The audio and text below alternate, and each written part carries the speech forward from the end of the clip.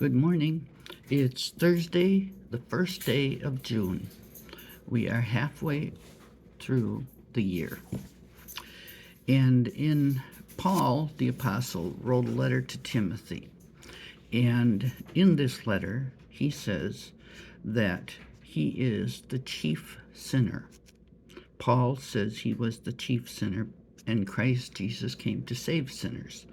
And he says, of whom I am chief.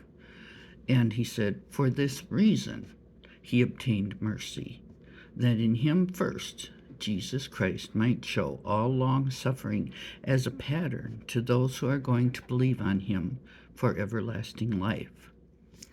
So what does he mean by that? Well, he means that he's an example of one of the first and worst sinners. And by the reason he obtained mercy, for that reason, so that Jesus could be glorified in showing that he will forgive him and show a long suffering as a pattern for him. And you know, when we make mistakes or failures or bad things happen to us, we have shame. It comes it seems to be a natural inclination for us to blame ourselves and to be ashamed.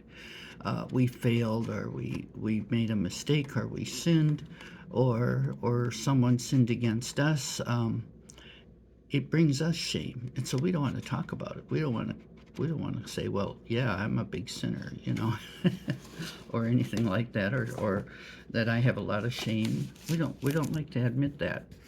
But do you know that God uses our past mistakes and failures to bring glory to himself? Do not disqualify yourself from serving God because of your past. In fact, use your mistakes and your failures as a testimony as to how you have overcome them, how you have been forgiven, how you have come to Christ. Use those past mistakes and failures and reach out to the people that you understand, the people that have lived your life and don't know how to get free, because Jesus comes to set us free. He comes to set the captives free.